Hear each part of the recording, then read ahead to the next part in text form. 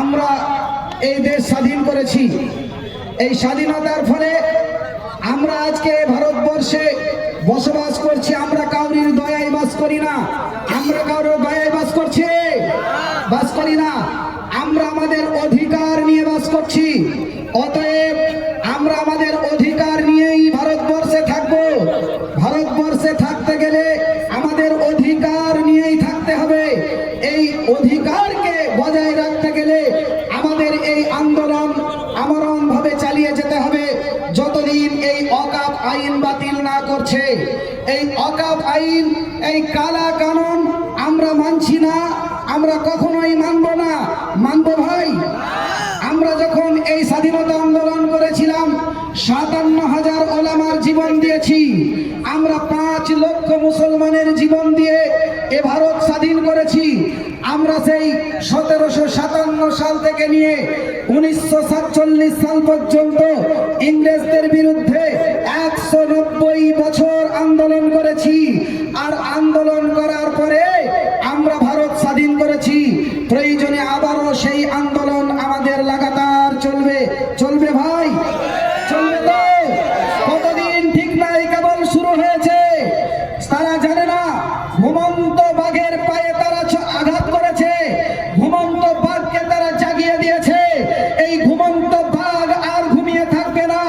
তাদের ছবল নিয়ে, তাদের আপনার রূপরেখা নিয়ে ওই নরধম পশু যারা আমাদের উপরে আক্রমণ করেছে, আমরা তাদের কালো হাত গুড়িয়ে দিয়ে যেমন ইংরেজকে ভারতবর্ষ থেকে বিতাড়িত করেছি, আবারও কেন্দ্র সরকারের নরেন্দ্র মোদীর দল, অমিত শাহের দলকেও আমরা ভারত থেকে তাড়াবো। জোরে বলুন নারায়ে তাকবীর, নারায়ে তাকবীর। এই তাড়াতে গেলে পরে আমাদেরকে আবারও অর্থ দিতে হবে। হবে কি হবে না? অর্থ দিতে হবে। অর্থের জন্য আমরা আপনাদের কাছে লোক পাঠিয়েছি, আবারও আপনাদের কাছে পাঠালাম। আজকে আমাদের এই অর্থটা এমন ভাবে দিতে হবে আগামী কয়েক বছর আমরা যেন আন্দোলন করতে পারি।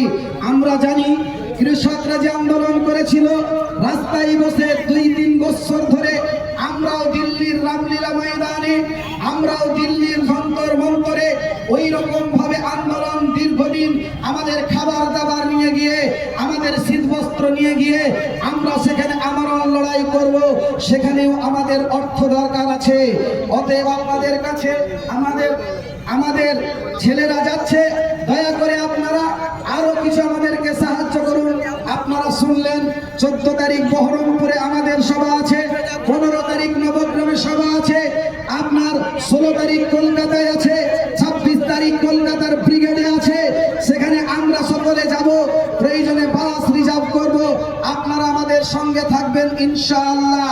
যাই হোক, আমরা সভা বেশিক্ষণ চালাতে পারছি না, এত গ্যাদারিং হয়েছে যে আমাদের রাস্তা ক্লোজ হয়ে গেছে, বন্ধ হয়ে গেছে, যান চলাচল বন্ধ হয়ে গেছে।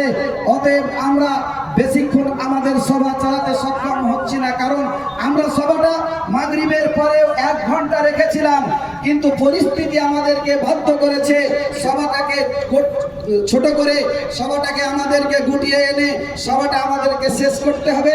আমার আরো কিছু তথ্যবহুল কথা আলোচনা ছিল, কিন্তু বারবার চারিদিক থেকে চাপ আসার ফলে আমি আজকে বলতে পারলাম না। ইনশাআল্লাহ নবগ্রামে বলবো, বহরমপুরে বলবো। আর একটা সভা আছে আপনার ১৩ তারিখ আপনার শনিগ্রাম ধনিগ্রামে, সেখানেও আপনারা প্রয়োজনে যাবেন।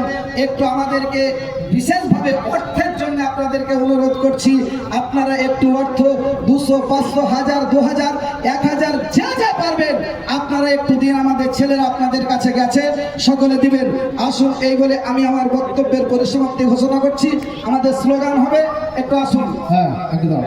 যিনারা এখানে উপস্থিত হয়েছেন বিভিন্ন জায়গা থেকে, সকলকে ধন্যবাদ জ্ঞাপন করছি। সকলকে ধন্যবাদ জ্ঞাপন করছেন। মনোযোগ দিন, একটু বাসার দ্বারা একটু মনোযোগ দিন। আমরা আজকে এই জনসমাবেশে যে দীর্ঘায়ু যে একটা আমাদের আন্দোলন, সে ওয়াকফ বাঁচাও এর যৌথ কমিটি আমরা গঠন করেছি।